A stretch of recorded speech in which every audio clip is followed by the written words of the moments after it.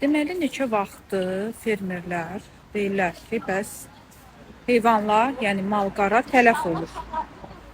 Nə dərman verən var, nə bu mal-qara ilə maraqlanan var. Və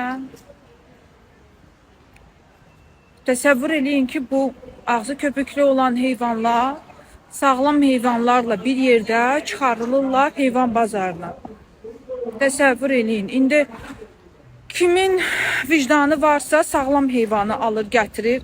Bakıdakı dükanlarda ət satır. Kimin vicdanı yoxdur, xəstə, daha ucuz qiymətə həmin heyvanları alır, gətirir və bizə satır.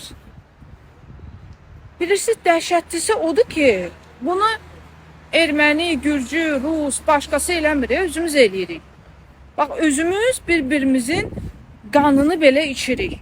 Məsələn, mən artıq böyük şübhə ilə yanaşıram dükanlarda satılan o ətə. Yəni bilmirəm, bundan sonra mənim ürəyim gələrmi, gedim alım yoxsa yox.